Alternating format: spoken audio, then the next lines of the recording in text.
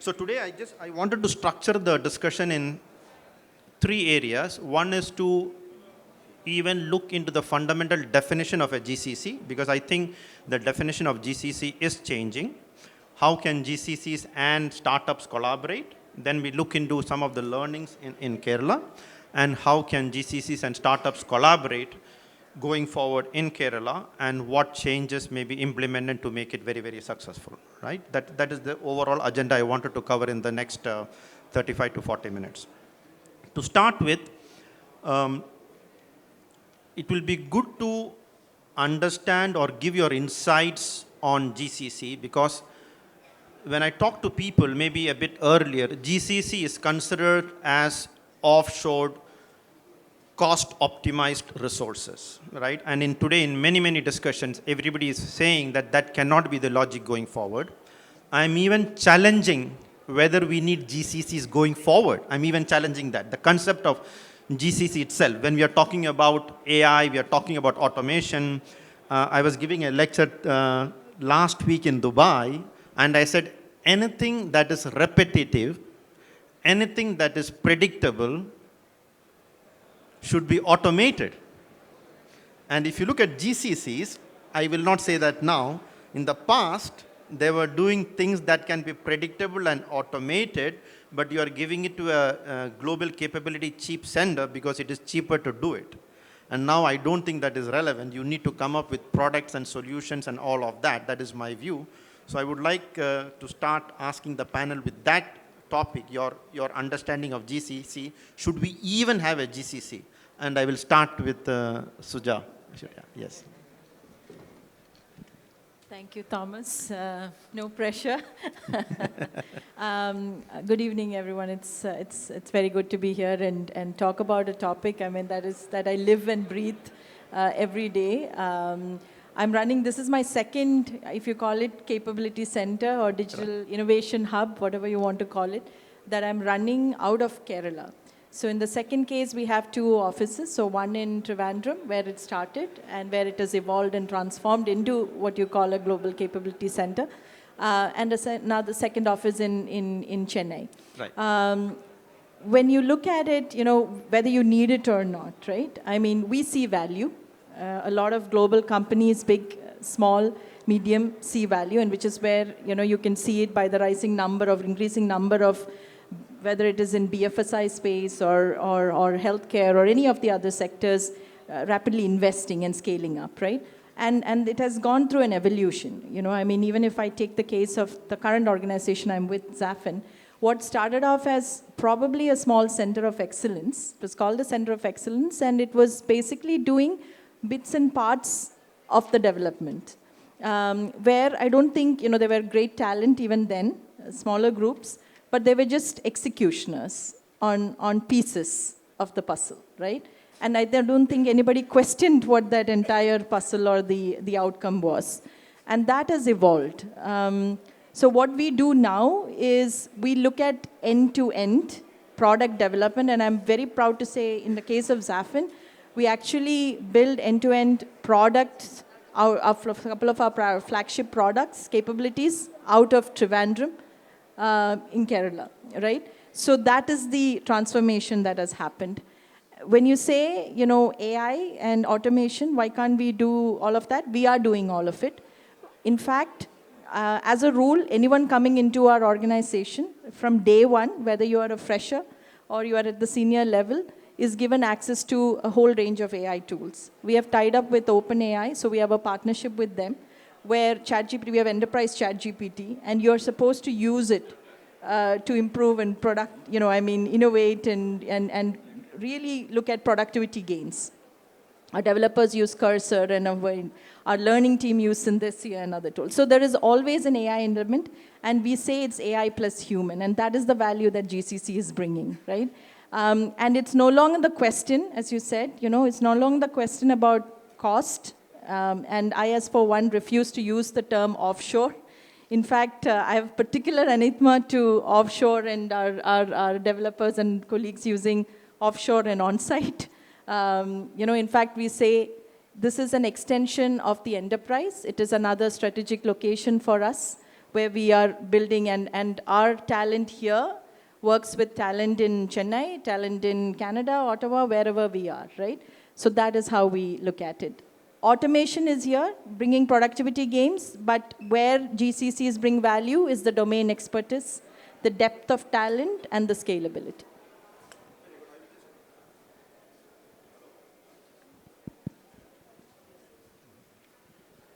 Let me just ask one more question to Suja, and I'll come to Richard. See, as I was introduced, can you hear me? We continue to do a lot of evaluation on where should you select the location of GCC, and cost is coming as line item number one. Explain that, and explain that. Yeah. I mean, we do have a business to run, right? So we do also look at number of parameters. What I'm saying is, India is no longer just on cost, right? So, I mean, for me, I do have to look at EBITDA. You know, I am looking at, improving EBITDA. How do we, so that is there without question. But what I am saying is that disparity between, finding someone in Canada versus this is coming down, but more so because the kind of talent we get here is not even available in an Ottawa, and we could do probably more. So cost will always remain for any business. I think that goes without question. But what we have started to focus on, what is the delivery mode? Like we have product managers who have teams sitting in other global locations of ours. We have engineering leaders who run teams out of here. So the point is the world has become a much more different set of, closer enterprise that is working together. And yes, I can probably hire more people here. That is where the scalability of talent comes in. But I am getting better, probably more deeper and as good or even better talent here. That is the difference. Yeah. I just found out that you run a delivery center of 75,000 people. 75,000 people in the delivery center. And your thoughts on the questions. First of all, do you agree with what Suja says? If you disagree, I think the discussion will be more exciting. Let us see how far you No, nobody can disagree with Suja. No, but jokes apart, thank you for giving me this opportunity to be here. And as I'm looking at the audience, I see some smiling face, a lot of friends. The journey starts back in 2002. A GCC business start is not easy, right? And it is a gradual organic build of a capability. So recently, Lalit Ahuja in NSR did a classic definition of a GCC because it's misunderstood as to what a GCC is. And in the erstwhile world, we used to call it captive center, we used to call it shared services, and so on, right? So the definition that he gave was, in today's world, the GCC is a subsidiary of a parent company that is operating in a larger atmosphere of the world across many regions or singularly in one region, doing work for the parent company. It is not selling services out in the market or products in the market, but there is an entity that sells it in the front end, definitely our marketing organization or the sales organization. Having said this, why do GCCs operate? Because of data governance, data protection, IP, capability building. Cost is definitely a big part of it because I control the cost of a lot of, I call it the indirect cost controls, right, which is there, which is our bottom layer. Operational cost is important, right, to leverage. The reason is it is a very competitive world out there, right? So like a GCC is doing services for its internal organization, it is treated as a cost center because at the end it has to deliver a product or services to the external world which is competitive in the market, right? So I would not say it's a cost arbitrage because IT salaries have increased, capabilities have increased, and it is not easy to find high-power talent. But still the GCCs operate because they are efficiently and run operationally well, managing this cost, right? So So that is my definition of a GCC, and running a 75,000 people organization, as he says, is not big. The people are there, they do their work, they are the organizational capability to deliver to the larger organization. So if you look at I'm not happy with the percentage, by the way, in EY. It is 500,000 people in EY, 75,000 in a GCC is nothing. It should have been up to 15% if possible, or even 20%, right? So we are yet to tap the true power of a GCC, still yet. And I think that's the journey that we are all in. But it is a very good journey because it is catching attention. As you see, we are discussing a topic of GCC today, which would not have been possible 5 years down the line. Let me ask one question again. 5 years ago, let us say the work that a GCC is doing is 100, let us say, 5 years ago. 5 years from now, if you take that same 100, what is that in the new configuration of the activities done by a GCC? In summary, what percentage of the work that you used to do 5 years back will remain 5 years from now? Oh, it totally changes. Give me a number. I think it's around at least 75% of it has changed. 75% will be new. New. Excellent. Very Right? good. I'm so happy. The reason why it's not, and I'll just clarify before you say it is new type of services. Right. New type of services do get added, but the level of or the input to the services or the flavors of that service differs because you are always asked in a GCC to be more efficient, do things faster, and I will not say cheaper, but more efficiently. And deliver innovation and deliver capabilities that help our parent organization to sell its services. So it's a constant reinventing yourself in a GCC, and that is why I mentioned the 75%. A follow-up on that before I come to the next topic. If you take one unit of a GCC resource, what increase in value may happen in the next 5 years? Today they're delivering a value of 100. These are not rehearsed questions, by the way. I'm asking spontaneous questions. Yeah, so we asked him to be favorable to us and not crucify us, but yeah. What value addition will you get from the same resource from 5 years from now? So, as in any industry, churn is there.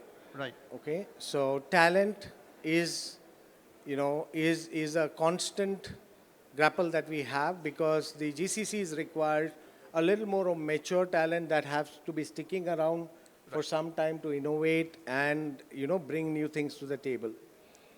If you leave the freshers or the group that is in the 0 to 3 segment, today GCCs, the one unit that you say delivers, the ask of the organization is to do 3x or 4x.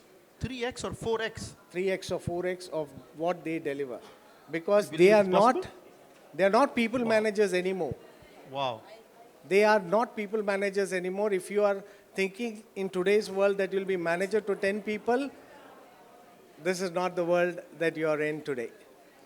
This is definitely extremely insightful for me. Very good. Excellent. I will not dwell further into it because we need to cover other topics, but if we have time, we will get a bit more deeper into it where that 3 to 4 times is coming. I was thinking double or something like that. Very good. Now, let us go to the next topic about the collaboration between GCCs and startups, right? There's a lot of expectations from startups from GCCs to help them scale globally, but I also believe that startups can help GCCs. It may sound a bit contradictory because they are startups and small firms, and how can they help GCCs? So maybe start with you, Ram, on your thoughts about how they can collaborate, how can they make it better. Yeah. Absolutely. Thank you, Thomas. Good evening, everyone. I come from a startup background, right? The fact that we had a startup back in 2018, which got acquired by a larger company, and it was their first acquisition overseas in 2021. The fact that why do large companies look for startups is because the focus of the work that is there, right? Like for example, you are not doing anything and everything, right? A specialized niche area, you are an expert in that, okay? Um, we were fortunate as well as we had a great customer who believed that investing in this startup and then acquiring it will bring benefit to them, which in turn they got acquired in 2 years later to become an inside company. So one of the things that we as a company and now SADA, which is an inside company, is working with Startup Mission as well as Kerala IT, which is in progress right now, is to look into the startups that are there in our ecosystem. By looking into we are categorizing it by technology, domain, and to see what are the different domain or the expertise levels that are there, right? And then basically work with them to see what are the how we can partner with them. Partner in the sense that it can be a small set of work or a project work that we can do. Maybe an AI specialized company bring in some accelerator which we can leverage. To give a little bit more background inside our parent company, they grow by acquisition. Right. So 2 years ago, they acquired us. After that, they acquired 3 more companies. One is a ServiceNow company, one is an AI-based company, and the other one is a cybersecurity company.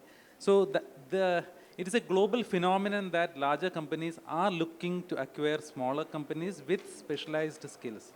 And that is something that we are going to see a lot happening.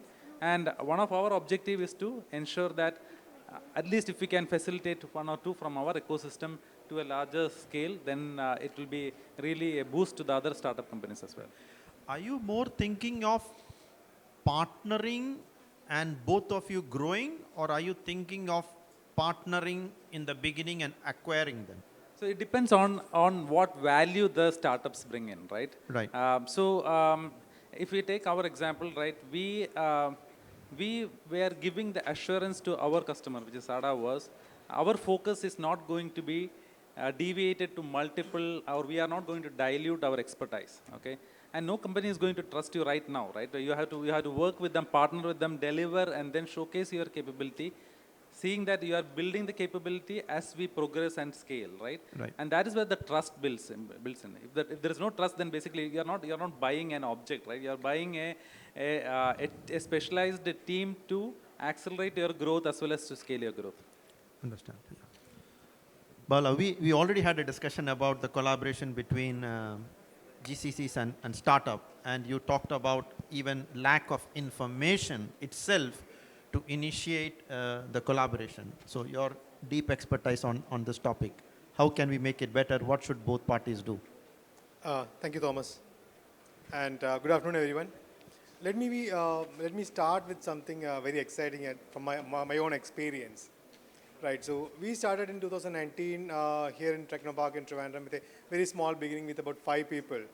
We want to have a GCC of Way.com here in Technopark in Trivandrum. We rapidly grew, and we were one of the successful GCC here in Technopark in Trivandrum with about 375 plus people who are working right now. As we grow, Way is a complete automotive fintech marketplace. We were rapidly expanding our operations in the US. As we are building our capability here in Technopark, there are a lot of areas, including in AI and augmented reality, which we wanted to work with third-party companies or the startups. While we are building our own repair technology, we found that there is no technology expertise in-house. Right. We wanted to rely on the startups and to see how the startups can support us. And very interestingly, we found a startup here in Technopark in Trivandrum who are able to give the right fitting technology for us. So that solved our problem. Okay, rather than reinventing the wheel, someone has already done that. How can we do that, and how can we make use of that? And also to add, how can we bring that startup to a large scale of consumers across the US, which they might not have dreamt of in the very early stage. So which we are able to deliver to them, which we are able to help them to give it to a larger audience through our mechanism which we already have. How do we get this information on what is available where? Because I understood that is a very big issue, that you don't have any source to find this information and start collaborating and getting the benefit that you just mentioned. Did you get it by chance, or was it through a structured program that you found that opportunity? Very interesting question, Thomas. I would very openly say it came through a mutual friend, right? You see Because that? Yeah. it came in as a mutual friend. There is, I would say, like, say, there is no structured program which we are able to find out this startup here in Technopark, okay, this technology company is here in Technopark, which we can leverage upon. It came in through a mutual friend. Say, hey, this technology is what you are looking at, right? And why don't you start looking into and then make use of this? That came in as a right fit for us. Correct. So again, to all the startups sitting here, it is very clear that these collaborations are happening because they get to know about a startup by chance, by through a contact, and that must be less than 5% of the information, right? Exactly. Imagine we had all the information populated somewhere. The collaboration, maybe if I make an assumption that he knows only 5% of the information, that collaboration could have been 20 times more if we had a structured database for that, right? Again, something to address as we talk to the IT secretary tomorrow. Exactly. Right? Yeah, good. Now, all of you have very extensive experience in setting up GCCs, right? So I would like to very quickly share the lessons that you have learned, the issues that you have faced, and more importantly, one or two recommendations that you may have in addressing some of the concerns that you faced in setting up what you have, right? Maybe we'll start with Bala this time. Exactly. So, in terms of the setting up our GCC here in Way.com, what we also see is that it's not just a GCC. Normally, what I've seen is that GCC is just okay. It's a back office work. Not that. As we are evolving, as the technology is evolving, we are going to the next level of GCCs. So our GCC at Way.com is not just an engineering center or just a back office setup. So we do our marketing, we do our business development, we do our customer support, and even engineering, all those major operations. And I'm very proud to say that our GCC is also a decision-making center, Okay. which makes it majorly a powerhouse. If you see most of the US companies, they don't move the marketing out of the US. Correct. They make it completely focused in the US. They want the marketeers based out of the US and do that. Very interestingly, we have a huge marketing team here in Trivandrum who are operating or doing the marketing for our team in the US. Very interestingly, one of the leading newspapers made an article where American should park is being controlled by the team here in Technopark in Trivandrum. And are you recommending that to everybody? Of course, yes. Of Okay. course, yes. Yeah. Yeah, good. So because I always feel proud being like say in this kind of a setup where we are able to make like a lot of innovation to Technopark and we navigate and we drive people in the US. So you want the decisions to be made in India, not by Indians sitting in the US, because that Exactly. is already happening, right? That's You just have exactly to move them here. Exactly. So and also to add, Thomas, what I have seen recently is that people used to travel to US and like say as like say going to on-site. Now what is happening in at least in our case it's reverse. I'm Good. witnessing people from the US are coming to our office in Technopark and they want to work from here. That's Excellent. exactly happening in our office. Very, very, very happy to hear that. Bala, your thoughts? Ram. Ram. I'm sorry. No worries. Few things why, from my experience on the GCC, right? Number one is the talent, which Suja was mentioning, right? We have an amazing ecosystem here with all the premier institutes, leading institutes in and around Trivandrum or in Kerala for that matter, where we can get the talent, raw talent, train them to what and how we need, and then become a global consultant. So that is something that we have been constantly doing every year through our flagship program, which is SADA Emerging Engineers Drive. The reason being that is, it is not possible to always hire laterals and then fill your position because it's not going to happen. Your specialization, your core areas, I think that is something that the training is going to help, as well as the way the new talent is picking up, as well as reskilling. I think we are leveraging that a lot. So that in that way, that is one of our lessons learned, right? Where we initially tried to hire very organically from outside and very conventional way, and then this program came, and that is something that really helped. Number two is basically from a startup perspective, specialization or focusing on one particular area is very important for you to have an USP. right? Right. You cannot be a person or a startup that can do anything and everything and then expect that somebody will pick that one thing for you and then take the entire thing. It's not going to work out. It will never work out. And for the learning from that startup, when we did the startup, we were taking anything and everything. We even worked with one of our probable customers to develop a platform. We failed miserably, and then that's when we pivoted to a focused technology, and that is our learning which I can tell to any startup who is there in the ecosystem to focus on one particular. If you have a product or a platform, then focus on that.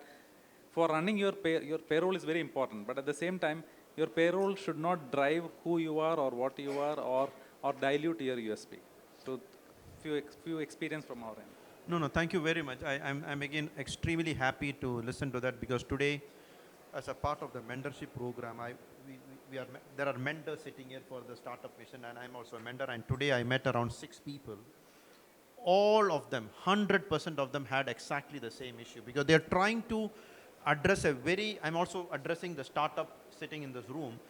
You're trying to address a very wide variety of products and services and customers, because they want to show to an investor a very high cash flow projection. Really, they know what they're doing is wrong, but they're trying to create a cash flow, saying that I will have a market share across multiple customers, multiple products, and my revenue will boom in the next 3, 4, 5 years, versus focusing on. And I'm so happy that you are sharing that from your experience to the audience sitting here, right? Richard, what can we learn from your experience, and what should the new GCCs do differently going forward that you did wrongly?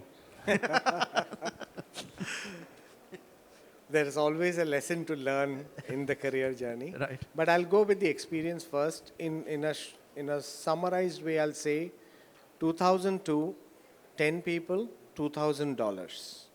That was the start of the first GCC in Kerala, in Trivandrum. Today, it's clocking more than $100 million. So dream big, you will definitely achieve. As we are big, and we have around 11,000 people in Kerala working under the GCC of EY, the Capability Center, I'm proud to say that at least 10 companies, startup companies, have started of corporate people leaving corporate and starting these industries, whether it's cyber or any product, right? So there is a reverse giving also. It's not only taking talent and then developing talent, it's also giving back to community, and that happens in the GCC world very frequently, though we don't tell that story quite often, right? And every one of us have come from a corporate and have started something of our own at some point of time. What can we do differently? The times have changed. Earlier, as you said, it was cost arbitrage. It was grooming talent. Now it's about running fast in the market with capable skills that are available. So you're looking at 3, 4, 5+ years of people in the local market to scale. Right. The second set of activity that is happening is relevance of the job. So I tell everybody today that if you're a PM, you're not a project manager, you have to get one domain experience.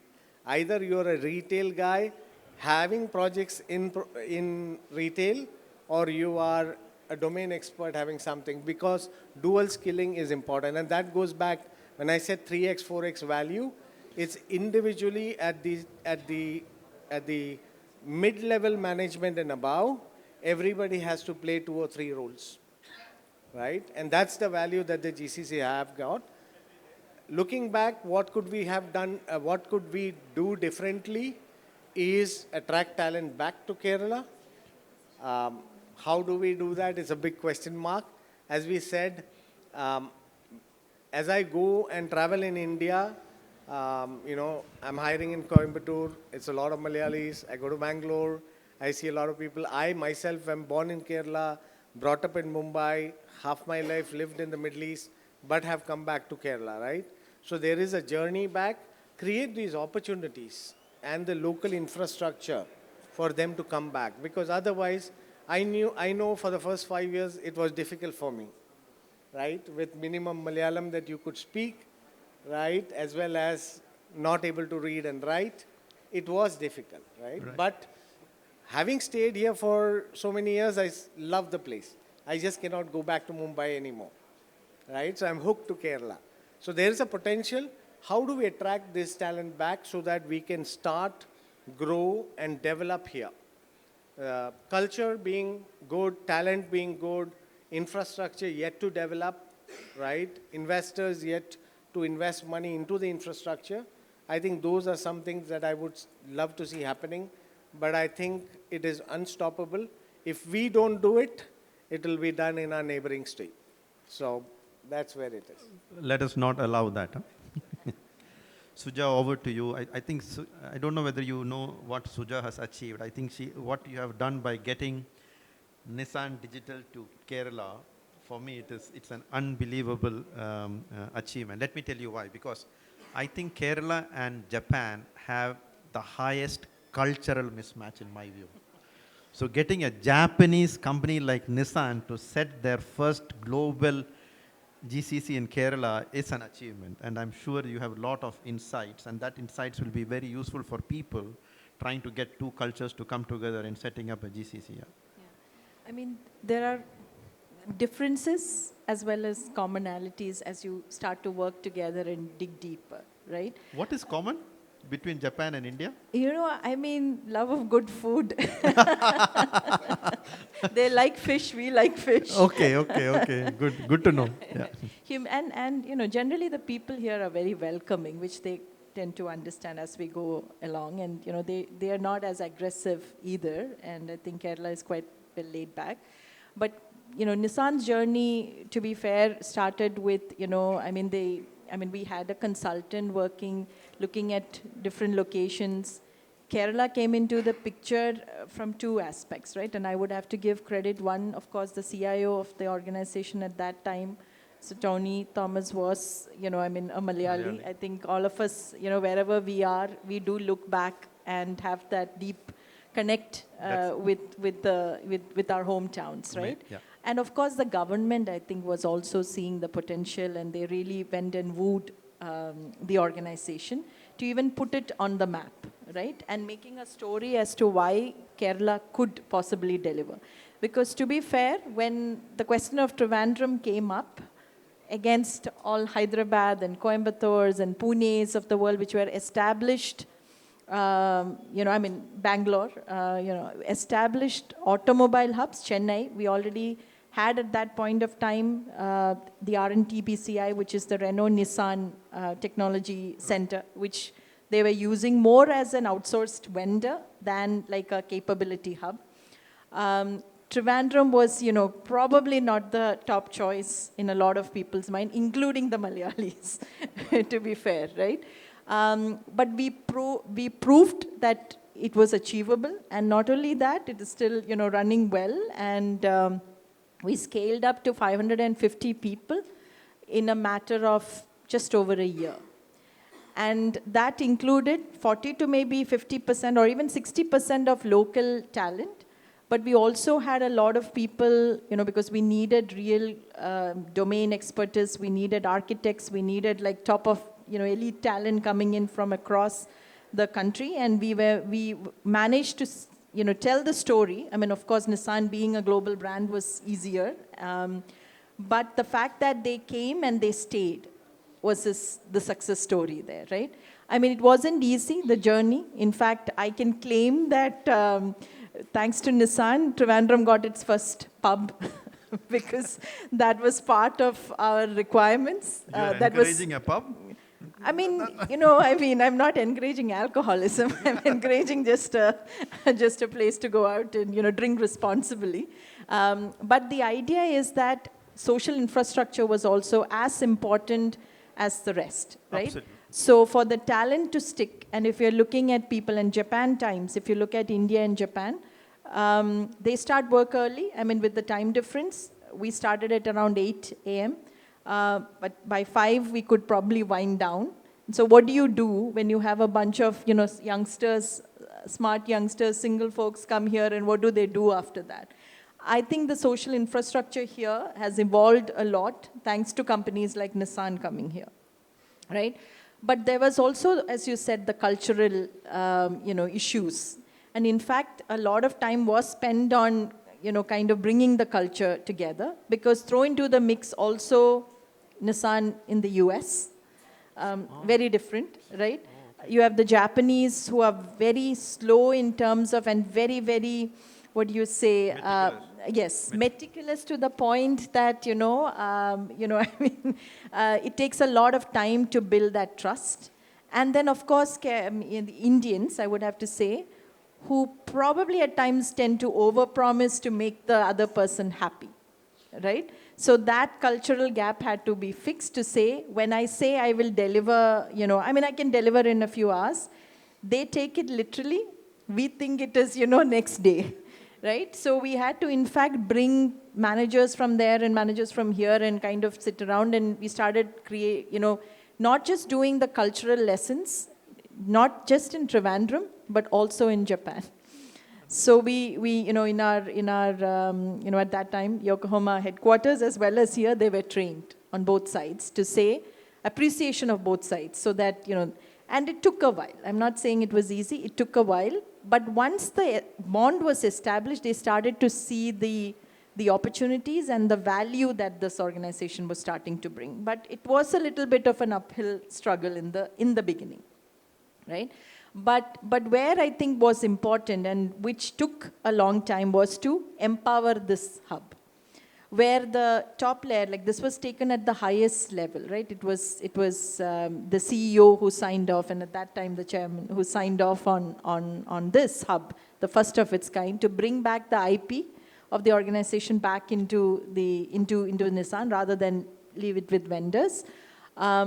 But there were a lot of people holding it close to their chest and refusing to move it. And it was the new projects that we're starting to build here. Like we were to build digital capabilities across the entire life cycle of the car.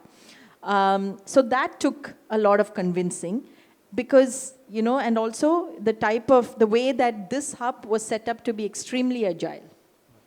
And automation and AI and ML and all of that was coming in. Whereas we were looking at a different set who were still doing that whole waterfall process and all. So there was a lot of cultural as well as technical, kind of little challenges in the beginning. But, as in all, we have to. But I would have to also say for any GCCs to be successful, and I do say that I'm part of the global leadership for my current organization as well. So I have a say in, what happens. So it is not like they tell me what to do and we have to do it here. Because our CEO, global CEO and the board, so we are owned by Nordic Capital, which is a private equity, believes in India as a strategic location and the capabilities that we can drive from here. So in fact, you saw on my title, we have Chief Sustainability Officer.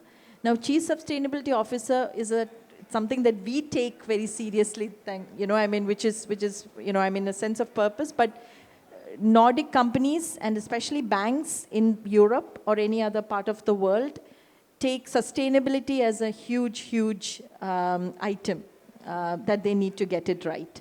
So our products, our banking platform, our banking technology platform, which is AI embedded, has governance principles like responsible AI and all of that embedded in it, but also from what is our emissions, what is our net zero target. So all of that is also embedded. And we drive that for the entire organization. Globally out of India, which is a remarkable achievement. So and like I said, we already do some flagship products here. So there are products built in automation. So, but that means you're empowering the teams here to drive it. I think that is extremely important. That sense of ownership, accountability also, not just ownership. If something fails, we are in the dock, and I think that is important to have that as well. So we talked about culture, and then finally, what is our identity? Because a lot of time within the organization is where, and when I say within, not just the global organization, within our own India organization is where there is a lack of belief, I think, in your own identity, and a lack of confidence, which is what needs to change if any GCCs, whether in India, anywhere in India or in Kerala, needs to achieve. because we always like to take orders and deliver. We think, that capability changes, our confidence level changes when we go, back to Canada or somewhere and sit there and then look at the India teams. That needs to change because it's a mindset, right? Correct. So now when we are hiring for people here, we look at a very different mindset because we are not looking at, are you good at technical skills, Java, whatever we want to say, our tech stack. Functional skills, we need techno-functional guys is no longer, just about one pit, but we're also looking at consultative mindset. So anybody coming into the organization, whether you're a fresher or whatever, you're part of the command center, doesn't matter. If you are put in front of a client, which invariably may happen, you should be able to hold your ground and able to articulate. That is something which I find with the talent here, a lot more challenging. Right. So in fact, getting our own internal folks to embrace that, because they are superb technical folks, right? Super functional. But it's a lack of exposure and confidence, so we do a lot of, you are trying to bring that training into place where we are just getting them to, we're just getting to encourage that exposure and confidence. And I think that would be the value, and that is how only the way the value will be driven. Understand. Don't hire a lot of consultants, because you just described consultants. Our consultative mindset will come from consultants, so I'm getting a bit worried because, I understand we started 15 minutes late and we have that 15 minutes, right? So I think we have another 10 more minutes. I have few more questions, but I thought it may be good to take questions from the audience if there are any interesting questions that you have before I continue with one or two more questions. Any thoughts from your side? Just on attracting people to come to the own country, and I agree that we are a bit weak in it. I do a lot of work in Saudi Arabia. Can you imagine they started allowing drinking in Saudi Arabia last month? Look at how drastic they have gone. Saudi Arabia, officially, alcohol is available. And another interesting incident when we talk about Japan versus India, I'll just take 30 seconds. It's quite interesting to understand the culture. I was in Larsen & Toubro, implementing the automation of a cement plant. And it was a Yokogawa equipment coming from Japan. And the real plant, you have to start and run a kiln, it's called to heat up the coal, for 24 hours with the actual material. But while I was from Larsen & Toubro, and we were doing the trial with nothing inside that. So the 24 hours timer, I made it 1 minute, and they stopped the whole thing. I had to run an empty shell for 24 hours with Birla standing next to it, because the software is like that. They did not allow me to change the timer from 24 hours to 1 minute because the kiln was empty. That is how meticulous they are. It was the shocker to me on how to work with Japanese clients. Yeah. Any questions from your side? Yes, please. Yeah. Question specific to you, Suja, if that's okay. You described a little bit on sustainability, which is quite interesting and forward-looking. Sometimes it can create a bit of conflict in the way in which you need to, in India, sustainability can be a tick box exercise versus what you have in Nordic, they actually mean it. How do you tackle that? See, for us, sustainability is a global board commitment. So, it's no longer a checkbox. In fact, we get audited by a third party, by the board as well. So we have to really show that, the impact on the ground. So what I have done differently in India, so when I say sustainability is for the entire organization, we have actual goals. In fact, we are a SaaS company. We run on data centers, we run on cloud, so there is data centers optimization. We look at cloud, so when a colleague of mine who looks at cloud cost optimization, I sit with him to look at from a ESG carbon footprint optimization. So that is how, we are trying to draw. Because we do have a target that is been verified and validated by a science-based target initiative. That was one of the asks by our parent organization to get it done. Secondly, what I have done is in India, coming closer home, we have corporate social responsibility, which is kind of mandatory 2.5 to % of your net profit. What I have done is, globally we are aligned to, we have signed up for UN GCCs Sustainability Development Goals.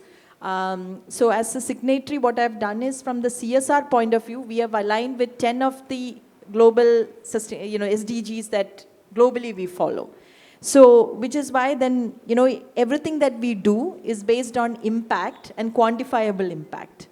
So if somebody comes and says, okay, can you give me CSR funds? And earlier, I guess we could just say, okay, here is to, this particular shelter. Here is to this. Good, you're doing good, but what exactly is your impact? So now, whether it is Canada's Social Responsibility Fund or India's, we can clearly, quantify the impact, and which also goes into our roadmap towards sustainability, the net zero goal, right? Every event that our global marketing team does, whether it is here or anywhere in the world, we actually work with them. My sustainability team works with them to ensure that we look at the carbon footprint of every item. And then we tie up with a local NGO too. So there is a lot of things that we actually, so no greenwashing for us, which I'm also particular about. So, and that is the freedom that this organization is given, which is incredible. Yeah. Thank you. Any other question? So let me just ask each of you a closing input. Tell us what you think is good in Kerala, one, and what you think is most important to be corrected in the Kerala ecosystem related to the topic that we have been discussing. Absolutely. The good thing is, I started the startup here. We got the space. We scaled up. We got the warm shell and we furnished it. There has not been any outage from a power perspective or anything on that building. We are part of the Technopark campus. The accessibility to the leadership, whether it is startup mission, Technopark CEO, all those things have been really good. Excellent. Okay. What are the things that needs to be improved is nobody knows these things. Okay? But you should know at least one. Yeah. So okay. I was also in the same public perception that nothing can be done here.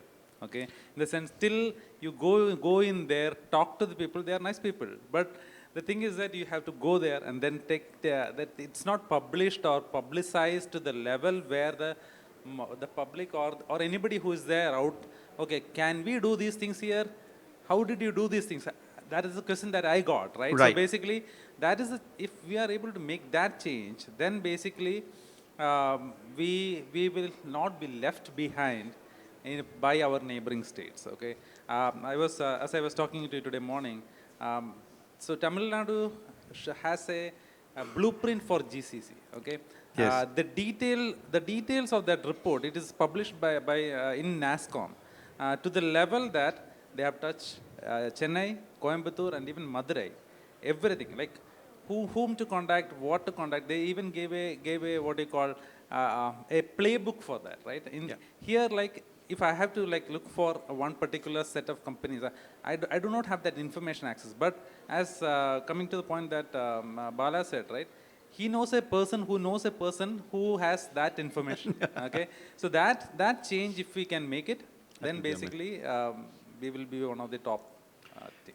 Thank you very much. Very quickly, because I'm getting warnings from the corner. Our lovely ladies are warning me. One good thing and one thing that we should correct. One good thing about the state is you can work and have a holiday at the same time place. In the same state. Very quick. Second is, I think what needs to improve is infrastructure.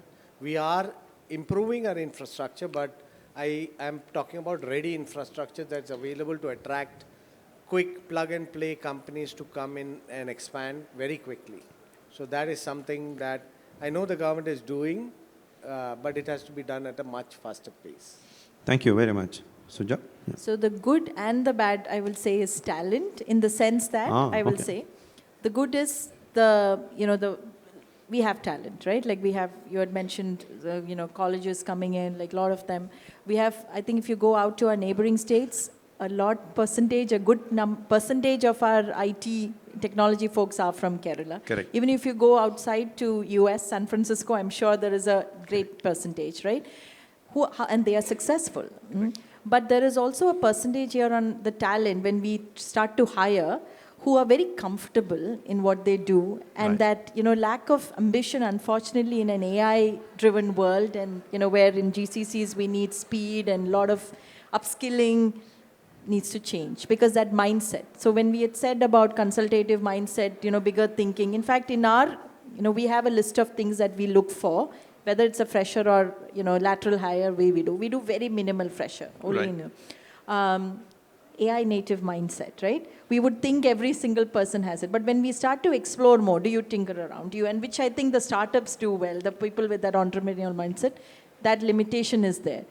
What their exposure, lack of exposure. How do we change that? That means the academia, the way they, run the courses here has to also change. So we have great talent, but we can be better at talent if we were to properly nurture it. Thank you very much. Bala, yes. So my points, I think Suja already touched upon. One good thing is that, like, say, the positive mindset. Anyone you say, like, say, Bala, we can do it. Okay. Okay, but again, touching about Suja's previous point, the people in the US, they think, like, say, they'll do it in 1 hour or 2 hours. But they'll do it, like, say, maybe in a couple of days. Right. So that's the challenge. But the positive mindset of the people here in Kerala or in Trivandrum, like, say, it should be much appreciated. Right. And on the negative side, we have a huge set of talent, which again I already spoke about. But are the talent industry ready? We have a lot of people who are coming out of the colleges. Are they industry ready to be ready to work in a GCC? Right. That is something which we need to touch upon, because we really hire a lot of people from as a management trainees or MTs from IIMs, especially from IMK. Right. So they are, like, say, very, very good talent. Like, say, they can be, once they're trained, they are awesome people. They are even better than the experienced people in the organization. Okay. But if we get them all trained and industry ready, that's a great thing that we should have. Thank you. Thank you very much. Thank you for all of you to attending this excellent panel discussion. Thank you very much. Very good.